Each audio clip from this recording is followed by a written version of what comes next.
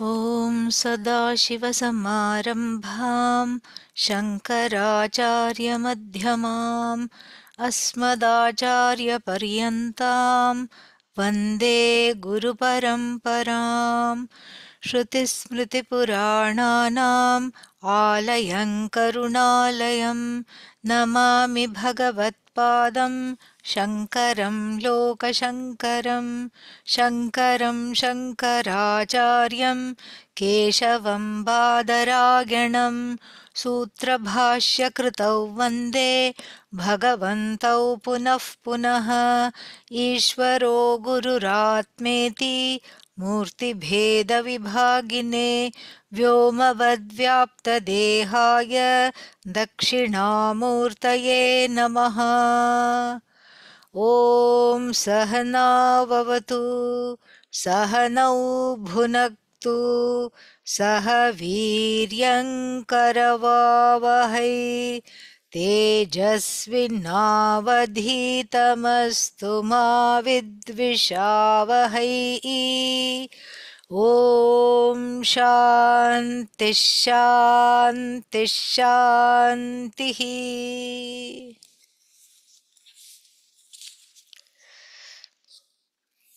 Now, yesterday everybody was left a little mystified because the Nayayikas, Vaisheshikas, because of the presence of the arguments of the Nayayikas and Vaisheshikas, the what's its name, the logicians and the like, and their cousins, because you see, in order to teach effectively, one has to contend with refuting the prevalent ways of thinking. And in his time, that was these people, the logicians, were very, very prominent. And so when we refute the prevalent ways of thinking that and philosophical notions that we ourselves may have internalized, then it makes for a deeper assimilation and a deeper understanding of what is to be understood, what is to be known. So, I that is to be known is always on shaky grounds, especially in the beginning of the quest. I know I am Brahman, but there's always ... but and what about in my everyday life and all these things. So therefore, this is an exercise, and what is that called? Sthanu Nikandana Nyaya. Nyaya, a logic, a maxim. And what is the maxim? Sthanu Nikandanam, the shaking of the pole. So even now, so in the olden days especially, and even now, if there is some kind of a wonderful function in the house, like marriage, naming ceremony of the baby, or engagement, thread ceremony, anything that is there, that is being done at home, that is signified by erecting 4 poles in front of the house and a kind of a canopy made of woven leaves of the palm tree, coconut tree. And then, over that some bananas and fruits and little decorations, lights, you can get very fancy if you want. So are hung. So this is to show that, free food here, come. So some kind of a invitation, or to tell the people that there is something wonderful that we are celebrating, to tell the whole neighborhood this was, and to indicate for the invitees which is the house. So this is what used to be erected. It was just a makeshift thing. You're not going to come and pour concrete. Just 4 long bamboo poles would be had. A little hole used to be dug, and they used to put these poles. And then before the canopy was added on, because that canopy will be heavy, it will have fruits and hanging things and all these things, it has to hold that. And it cannot just fall over the invitees. The whole thing cannot collapse over the invitees. That would be terrible. That would be very bad. After that, nobody will come to your house for any other celebration. So you must not flatten the invitees, definitely. And so, therefore, there was before that whole heavy thing was put, the strength of the pole was tested. How was the strength of the pole tested? Two, three strong fellows would shake the pole back and forth. If it shook, that means there was some more tamping of the mud, and so some more clay needed to be packed and tamped down so that it is stable. So this is called sthanu, means the pole, nikandanam, the repeated shaking, nyaya, the maxim of the shaking of the pole. Here the pole is who? Your own buddhi is the pole. And then these three verses talking in brief about oneself as sat, oneself as the source of existence, oneself as the all-knowing being, as consciousness, and the third one is oneself as ananda, is merely a pole shaking exercise. Because we want to see how far this and how strong the assimilation of the teaching is. So this is a kind of a self-test of the strength of the knowledge predominating, prepondering and predominating the situation. And then this is why we do this. And then very, very nice, wonderful. So let us look at these two verses, which were a little mystifying from the standpoint of this maxim. And so what does the first one say in this trilogy? In this trilogy, the first one says that swarupam me swarupam eva me sattvam. Me sattvam, me swarupam sattvam eva. Natu dharmaha. It is so my swarupa, my nature itself is existence. It is not a property, it is not an attribute to me. Why? Because nabhastvavat, because of me, which is all pervading, all existent consciousness. What am I? I am like space. Just like space cannot be cut up, and so space cannot be divided.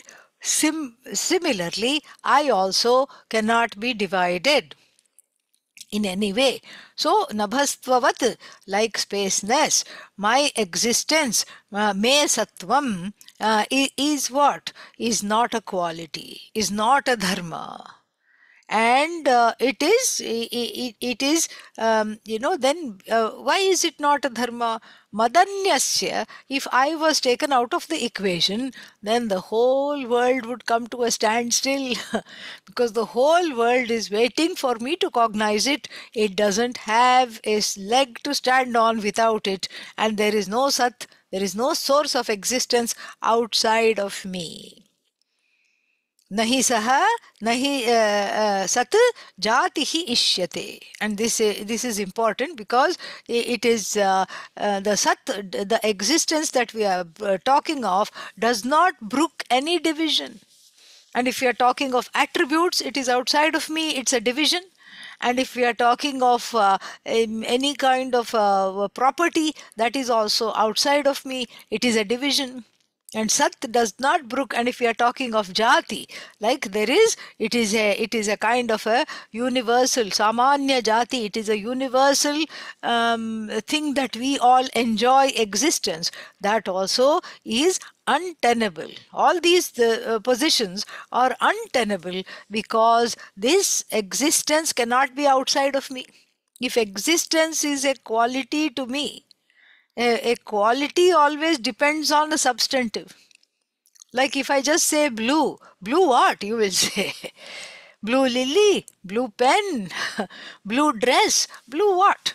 So you just, or is your head in the blues? Where is the blue? The blue, if it's a quality, has to attach to a substantive. Otherwise, blue doesn't have a meaning. So if existence is a quality, it should attach, it should belong, it should be with something else, which is its source. Correct?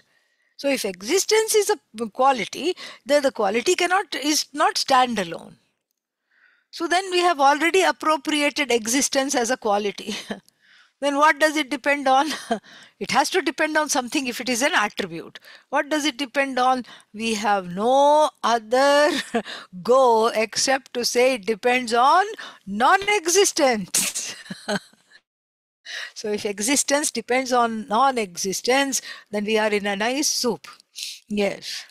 If existence depends on non-existence, then how can it be called existence? And non-existence cannot produce existence. I mean, even without going into Tarka Shastra, the Nayayika argument, etc., this much must be available to all. This much we should understand. What comes out of non-existence? Please tell me. Nothing. Nothing comes out of non-existence. This even a child will be able to say. You don't need the knowledge of the logicians and all these, ancient darshanas. You don't need that at all. So non-existence cannot produce anything. Because why?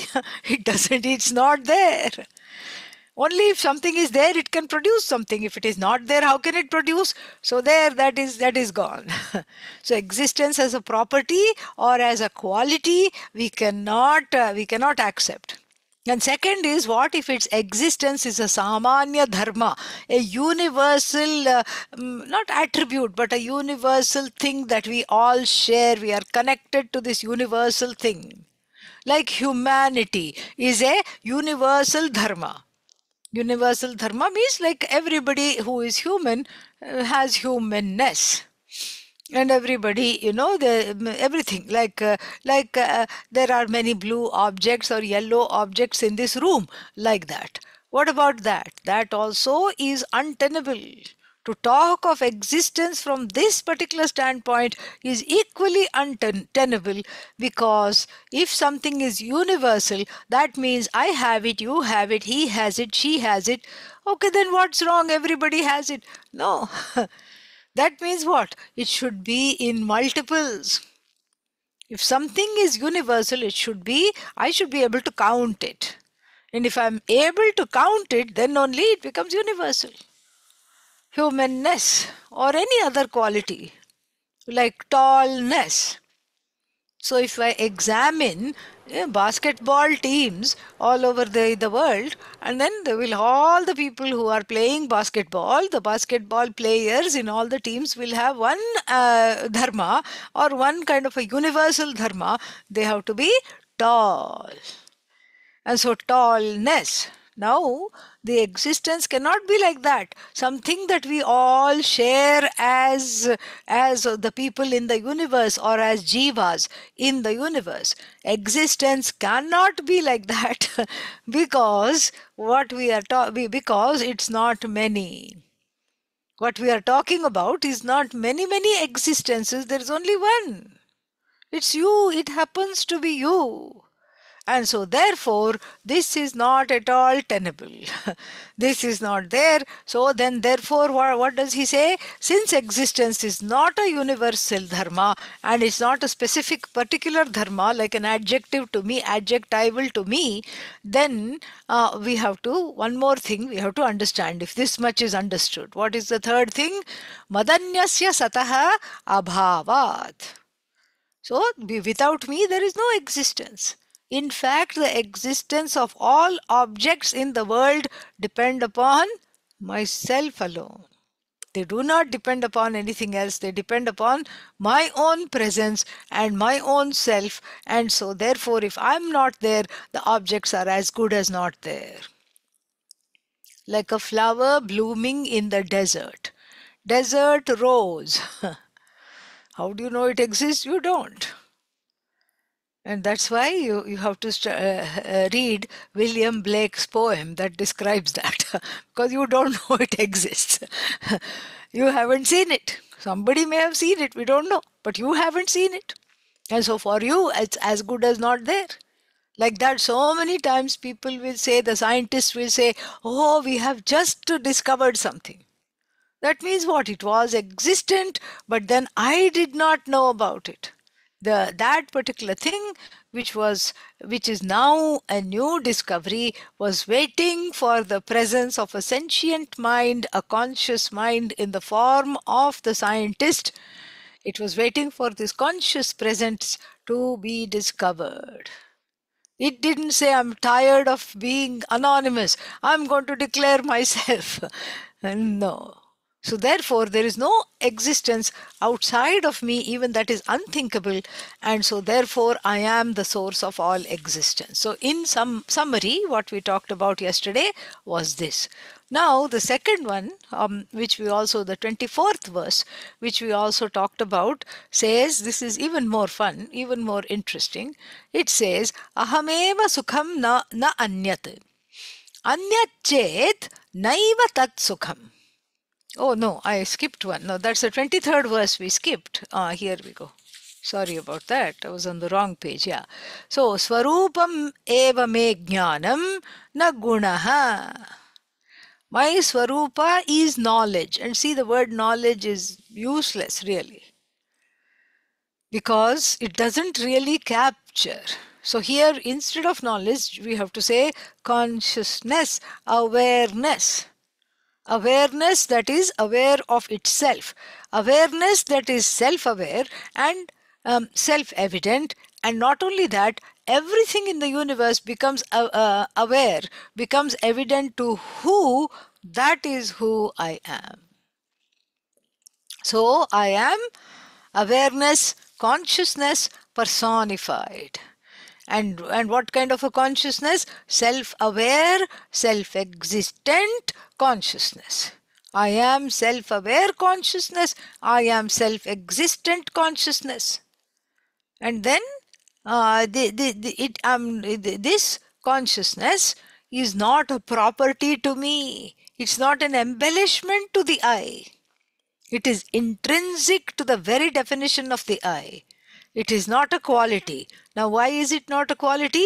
He explains. Na gunaha, it's not a quality. Sa gunaha yadi, if it were to be a quality, anatmatvam asatvam va jneyaha ajneyatvayoho patet.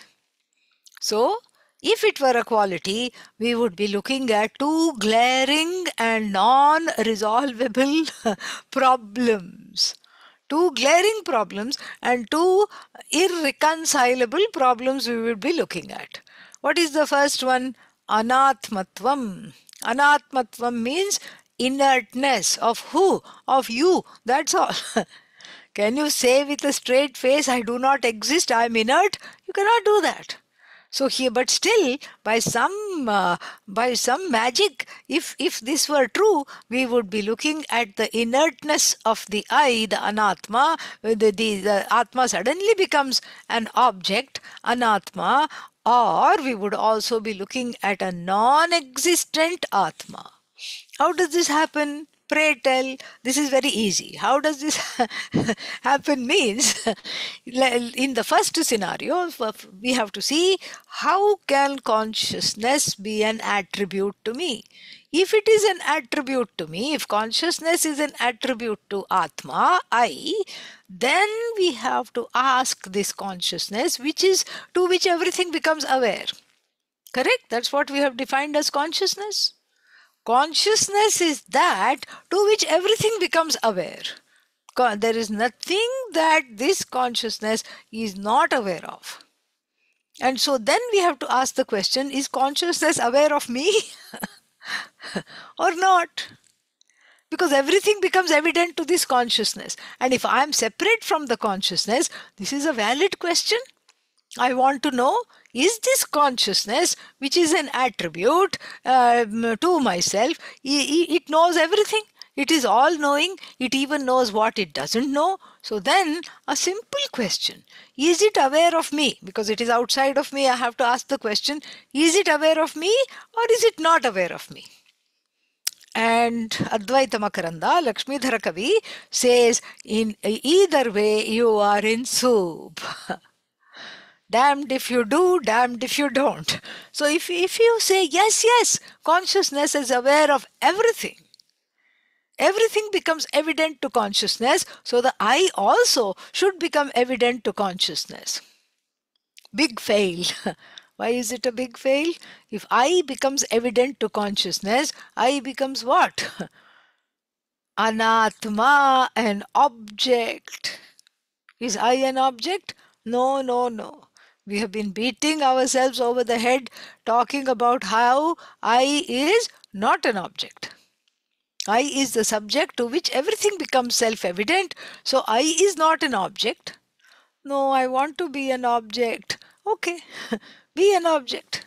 Then what does that mean? That means you can't sit in class. That means you will not have, you will not be a mumukshu. You can be a shu, that's all. But you cannot be a mumukshu. You cannot be a jignasu. You cannot be a seeker of knowledge. That entails consciousness. You cannot say, I have self-ignorance. You can never say that. Why? Because you're an object. You can never cognize what you know and what you don't know. You can never ever cognize that. Because you're an object. And if you are an object, you don't have self-awareness. You don't, then that includes free will.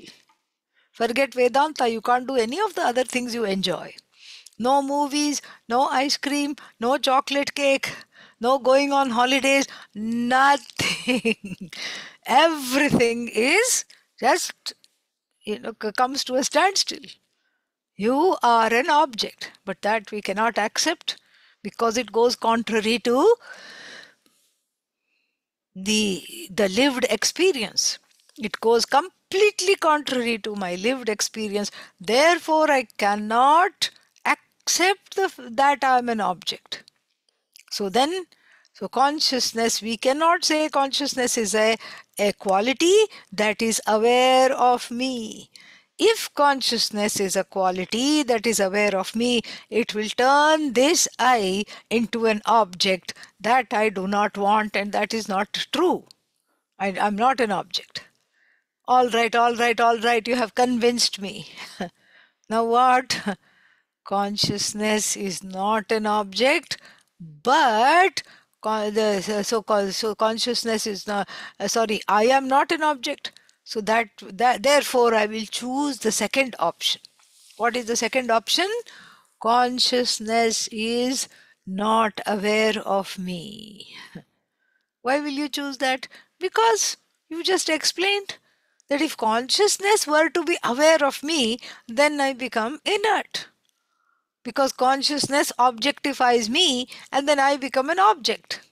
And I'm not an object, so the first option is not really an option. The second option, therefore, I take. What is the second option? Consciousness, awareness is not aware of I, Atma. Is there anything in the universe that conscious is not aware of?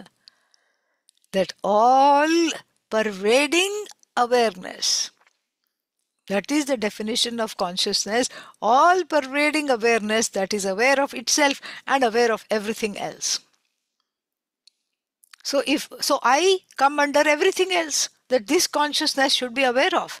And if I am the only one, or the entity that this consciousness is not aware of, then we are in a terrible pickle. Why is that? This is there because if consciousness, if I am outside of the consciousness, if my existence is outside of consciousness, then I become non-existent. Asatvam, non-existent. But why do I become non-existent? Because, listen carefully, consciousness is that by definition which is aware of everything. And if it is not aware of me, there's only one option. Why it is not aware of me? There's only one possibility. I do not exist. Absolute non-existence. Atyanta abhava, I enjoy. I can't even say that with a straight face. I enjoy atyanta abhava, absolute non-existence, because this consciousness which is aware of everything is not aware of me. So therefore, consciousness cannot be an attribute, cannot be a quality, because either way I am doomed. If consciousness were to be an attribute, I would either become inert, a mere object, or I would cease to exist at all. Very beautiful it is. So when you understand this, today, therefore, I'm not bringing in the logicians, etc. We talked about them yesterday. That's plenty. You just see the argument for what it is, and then you will appreciate it very much and understand it very nicely. So, if consciousness is an attribute, then only two possibilities in conclusion of this verse. It either makes me inert, because I become an object of consciousness. Anything that's an object is inert. Or the other possibility is that if it's a quality, it becomes it is not aware of me. If I say, then I become non-existence, because there's nothing that the I is unaware of, and so I become non-existent. And so therefore patet, so then I would so let's look at the verse. Jneyah ajneyah. Jneyah means that which is to be known. So if I am jnaya, if I am something to be known, then I become an object. If I am ajnaya, if I cannot be known, then I become non-existent. So patet means these two arguments fall into inertness of I, or the objectification of the I. Pata to fall. Okay, so we would be falling into these two fallacies, and therefore it is not ideal.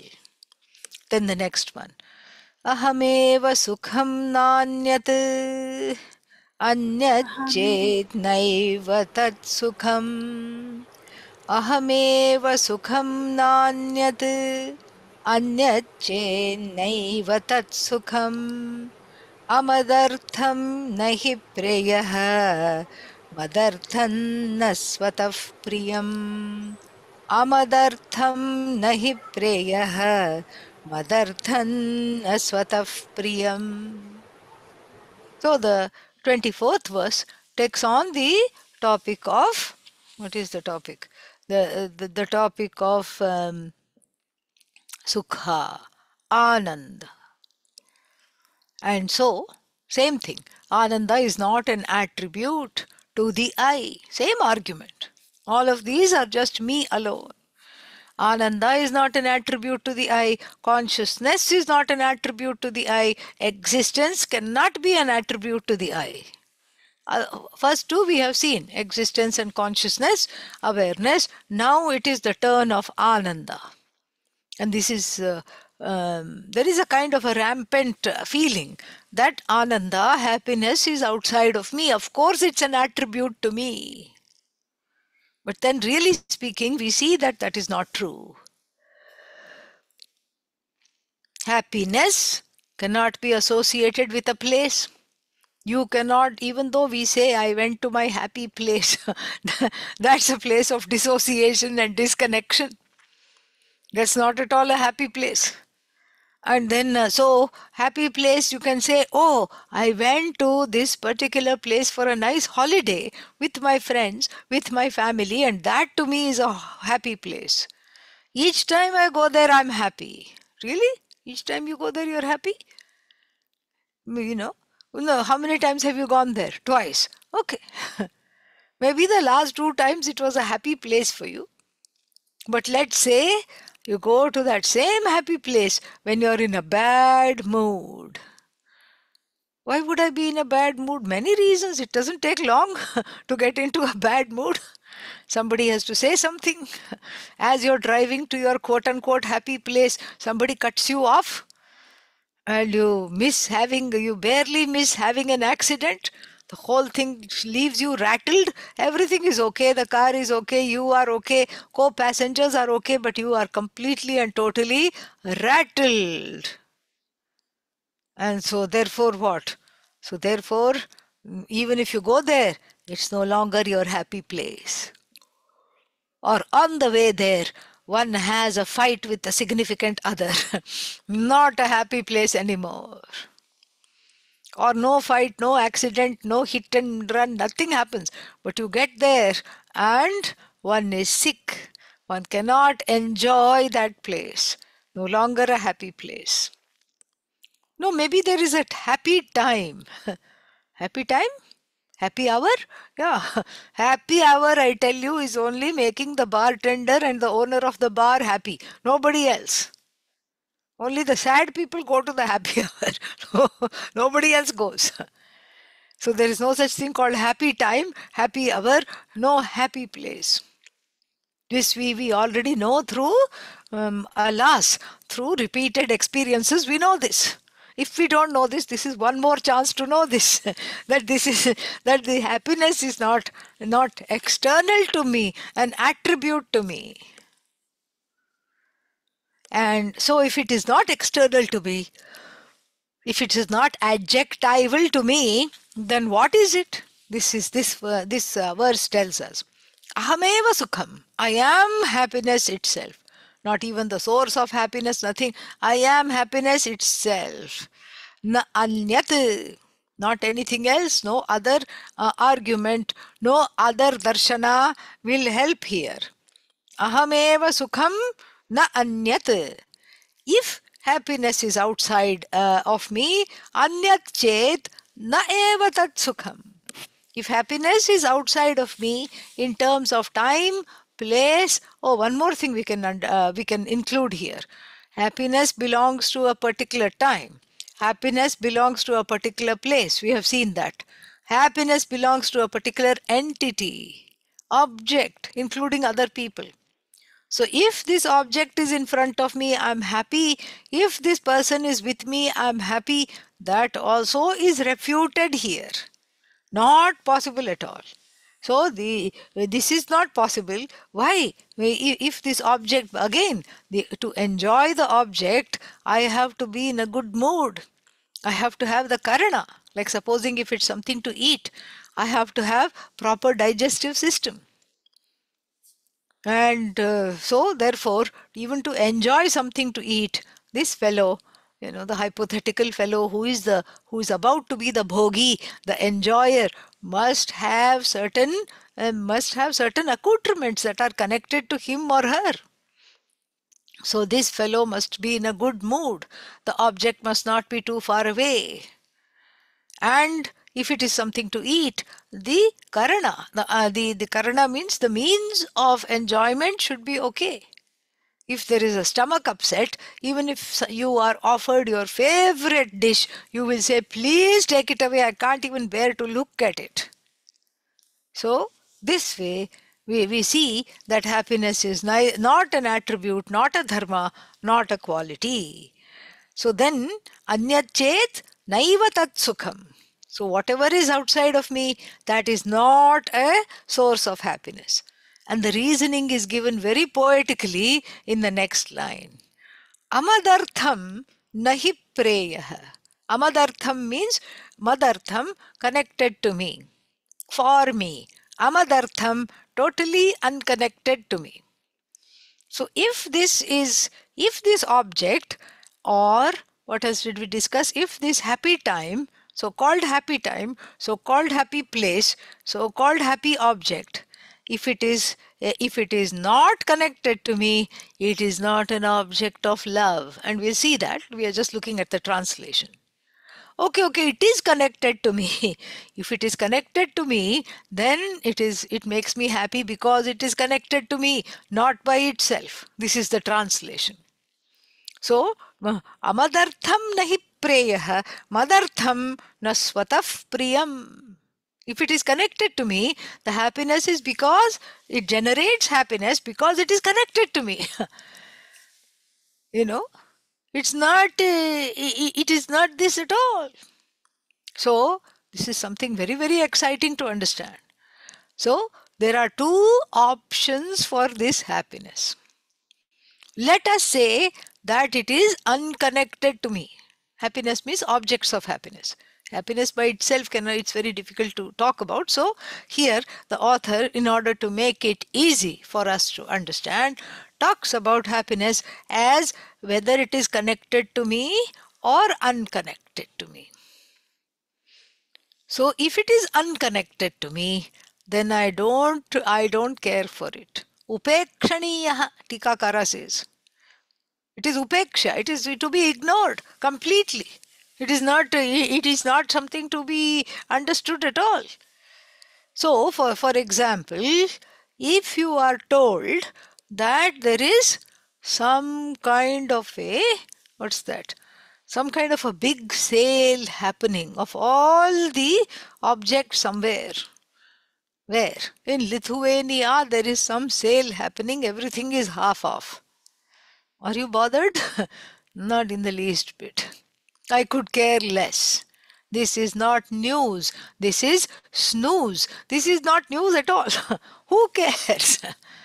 Who cares? Somewhere in Lithuania, they are having some festival and everything is half off. Who cares? I don't know anybody in Lithuania. I don't have any people there. Even to phone them and tell them this news, I don't have anybody there. And I don't know what objects are for sale. I could care less about that. I don't have any truck towards what is happening there. So this is, let's say, a happy event or even a disastrous event if it happens. I've never understood the logic of it, but this is the human nature. Like before the when we did not have SMS, when we did not have mobile phones, when we did not have all these things, email, etc. We just had a landline. That's all it was. And then when I was in America, let's say, there was a terrible earthquake in India.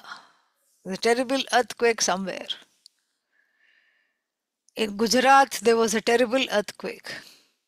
So people would call me and say, do you know anybody in Gujarat? I would say, no, I don't know anybody in Gujarat. Oh, thank God. What do you mean, thank God? What about all those thousands of people that are perishing in Gujarat? Not connected to me.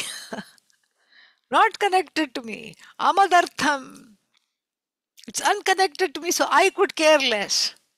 Whether it's a happy event happening somewhere far away, I could care less. So if you said, if somebody came and told, my brother is getting married. Oh, how nice, wonderful. You'll feel happy for that person, but just a little bit and briefly.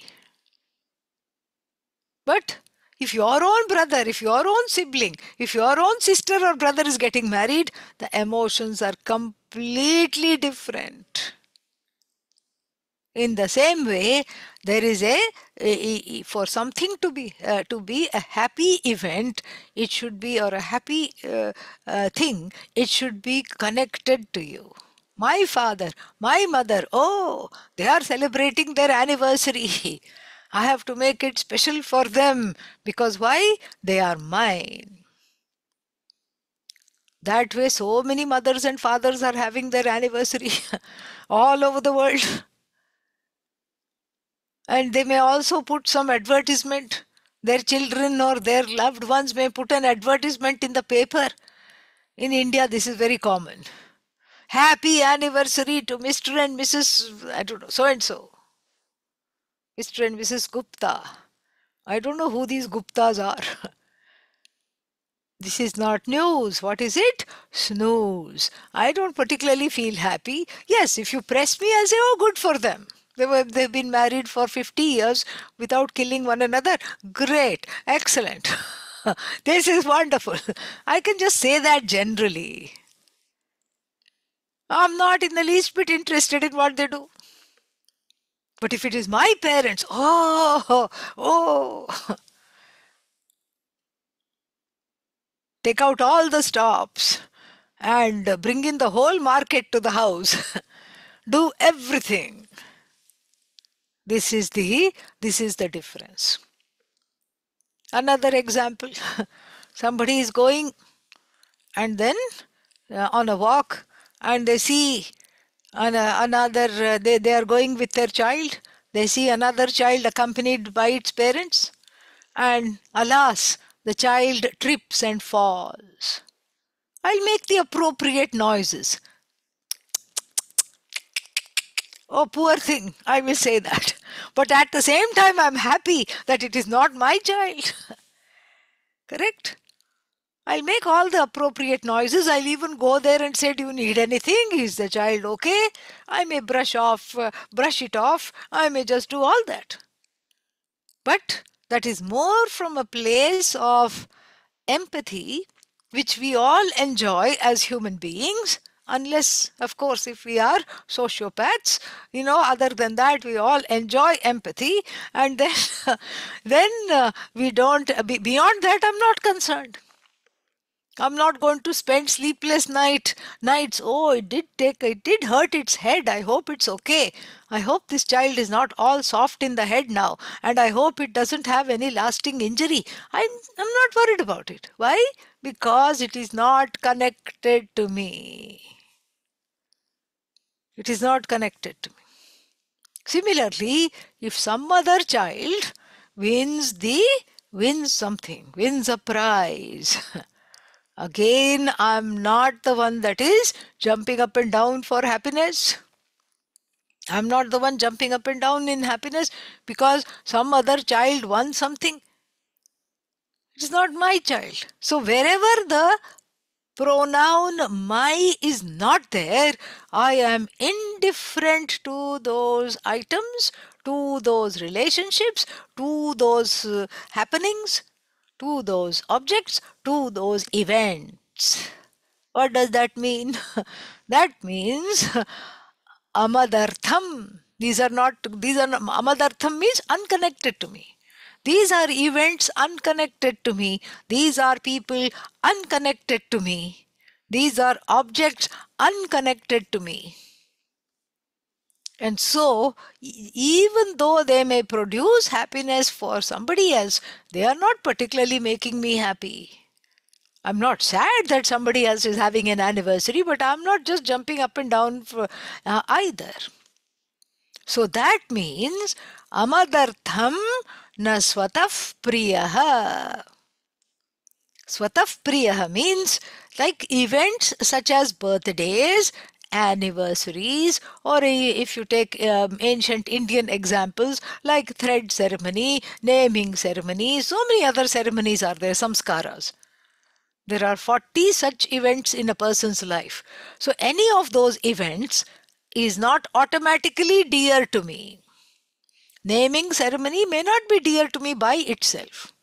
Even though people say I love birthdays, what they really mean to say is I love my birthdays, please give me present every year. Yeah, that is that is what they are actually trying to say. I love birthdays doesn't mean I love birthdays of every stranger. What I love has to be connected to me. If it is not connected to me, it is not an event of love like a birthday. If it is not connected to me, it is not an object of love like your bank account. Your bank account may have $1 million, $10 million. But if it is not connected to me, I'm not going to be happy about it. So, events like birthdays, etc., objects like money and other possessions, people also unconnected to me, I am the least bothered what their karmic trajectory is and how they behave in public. Whereas if it is my own child and my own person, then I'm very, very aware of how because they are a reflection of me. So unconnected to me, objects, events, entities, people, I could be least bothered because that shows what? That demonstrates a very, very important point. It demonstrates the fact that happiness is not intrinsic to objects, events, or people in general. Happiness is not intrinsic to certain events. And even funeral. Funeral is supposed to be sad. But before you go to the funeral, you have just won a mega jackpot. You have won millions of dollars. And then suddenly you hear somebody has passed away. Ayo, you have to go. Can you even keep a straight face there? You have to somehow really school your features not to smile. You have to say, face, compose itself. This is a sad occasion. So the occasion is not sad, really. And then, if you've read enough Agatha Christie mysteries, you know this. That one dead body in the library. There is a book like that, Body in the Library. I think that is the title of the book. So there is one dead body in the library. A cringy old man has just died, but happened to have a lot of money. And there are a lot of suspects: younger son, older son, middle daughter, and the people connected to them, all of them. And each one is having a different relationship to the deceased. And then there is one faithful caregiver who says this is not a natural death, this is murder, and calls the inspector. So like this, if it is connected to me, I care. If it is not connected to me, I don't care in the least bit. And so this is how the happiness is not extrinsic to me. So the one argues, there's only two possibilities. Happiness is either intrinsic to me or extrinsic to me. It cannot be extrinsic to me because I really, in my own experiential life, in my own experience, in my everyday life, I experience the following. What do I experience? That anything unconnected to me is not a source of happiness. So then, then I say, okay, it is connected. It is connected to me. Madartham. Madartham, if it is preyaha, if something is madartham, then that means what? The happiness is for my sake alone, if I say, then again it is not attached to objects. Madartham naswataf priyaha. Madartham naswataf priyaha, amadartham nahi priyaha. So, amadartham apriyaha, if it is not connected to me, I don't find particularly things have becoming happy. And if it is connected to me, it is a very important clue.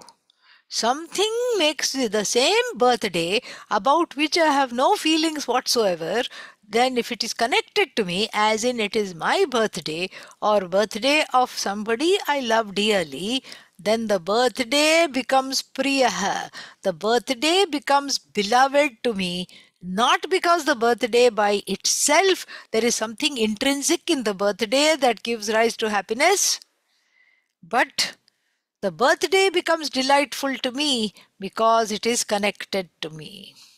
Now we have to analyze what is the source of this delight. Am I lending the delight to the birthday or the chocolate cake, or is the chocolate cake lending the delight to me? I have to decide now. So let us take both the pakshas. We have koti dvayam. Two kinds of things are there. So let us examine both of them. The chocolate cake definitely makes me delighted. So the delight is intrinsic to the chocolate cake. If I say, then what will Lakshmidhara Kavi say? Lakshmidhara Kavi will say that is not correct. Why is it not correct? The chocolate cake does not have the ability to make somebody else happy. So the chocolate cake has the ability to make me happy. Why? Because it is in a plate in my hands. It does not, that same chocolate cake does not have the ability to make you happy. Same reason. Why? Because it's in my hands, not in your hands. The chocolate cake is mine, not yours. Therefore, it cannot make you happy. So the chocolate cake by itself makes me happy only when it is for me.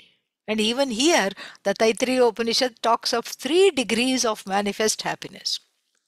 First, Ishtavastu Darshanam. I see the chocolate cake. And then there is a smile on the face. Even though I don't want there to be, I want to just be very composed. But a smile escapes the face. Chocolate cake. I see it in your hands. But you come up to me and say, no, no, no, this is for you. And then the smile grows bigger. Smile grows bigger. Second stage of happiness, Ishtavastu Prapti. Ishtavastu Darshana, merely seeing something which is an object of love for me, because it is connected to me, because it is, because it is something I see. Just seeing makes me happy. Seeing makes me happy. That is called Priya. It's a state of the mind called Priya. A little bit of happiness. Then that happiness increases when it is told that this dear object is for you. Moda. Then what? I become one with the Ishtavastu. Pramoda. These gradations are possible because it's the manifestation of that happiness which is without gradation. It's just a small manifestation. Yat saukhyam buddhihi lesha leshatah shakradayoho nirvritaha. Where is this from? Any guesses? Manisha Panchakam. So Manisha Panchakam says that ocean of happiness, saukhyam buddhihi, that ocean of happiness from which everyone, starting with the little Pipilika, an ant, to Indra himself, Shakra, all Indra and other celestials, drink out of. Lesha leshatah. In small handfuls, they can only take a little sip. That ocean itself I am. The one who has the knowledge of Vedanta is the ocean of happiness, that oceanic, limitless happiness, out of which the people who do not know Vedanta take little thimblefuls. Lesha leshatah. This is talked about in the Taittiriya Upanishad. We have something called Ananda Mimamsa.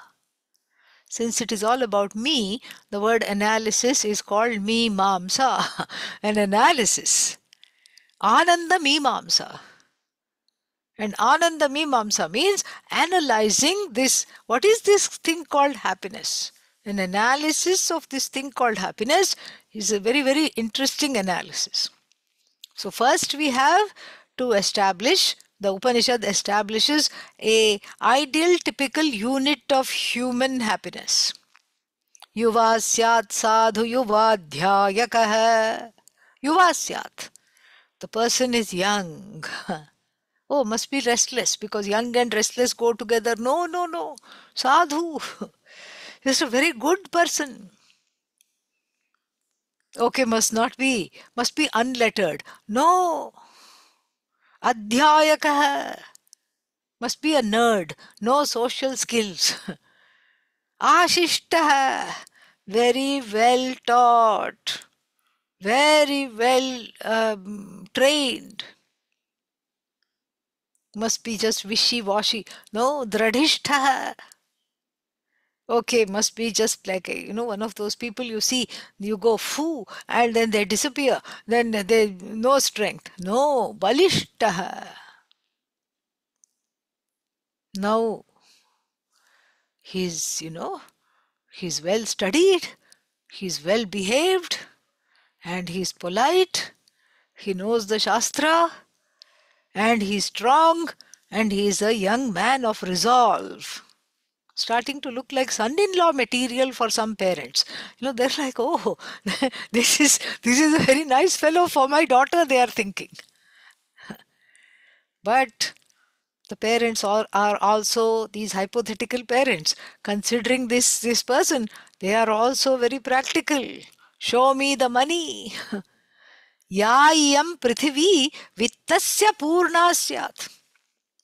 Meaning, everything, all the resources of this earth, mineral resources, oil resources, and then what? Gems, tree resources, real estate, everything, the oceans, the lakes, the ponds, the lands, everything belongs to him. And let us consider this one unit of human happiness. Saya ekaha manusha anandaha. Because beyond this is not possible. Why man? Why not woman? Because, it's the men have more strength. That's why.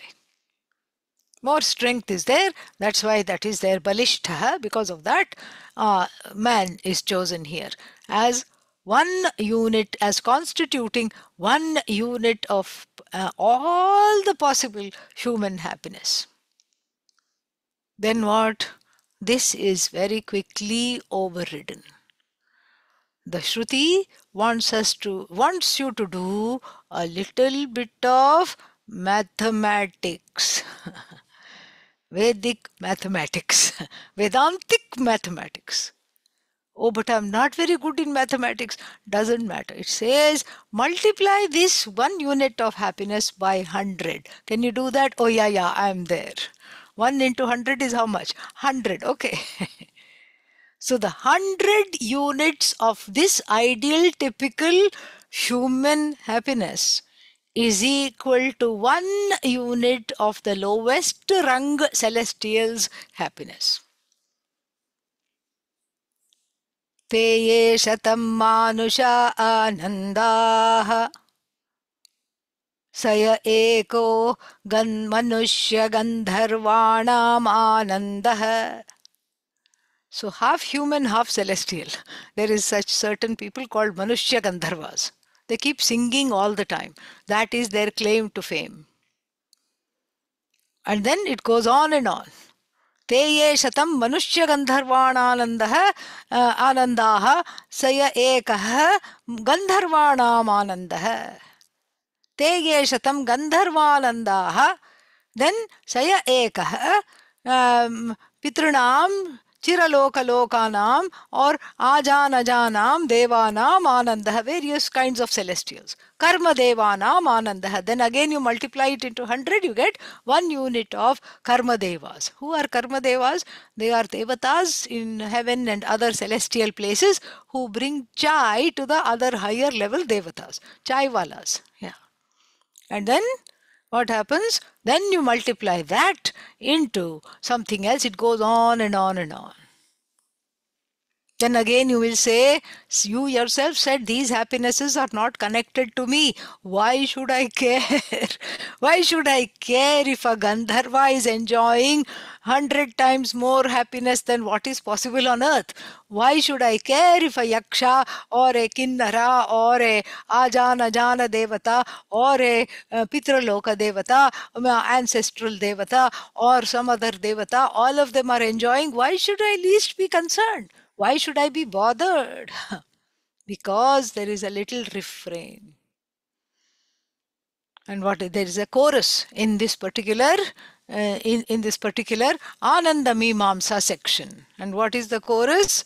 Shrotriyasya chaka mahatasya te ye shatam manushya gandharvanam anandah saya eko gandharvanam anandah shrotriyasya chaka mahatasya.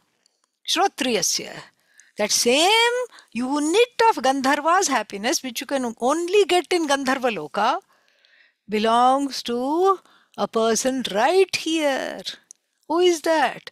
A person who has studied Vedanta and is free of all kinds of longings, sitting under a tree, happy, Shrotriya.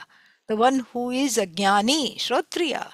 And then Akamahatah, Kamena Nahatah, the one that is not hijacked by all kinds of desires, because they think that all these, the fulfillment of the desires, is what is going to produce the happiness.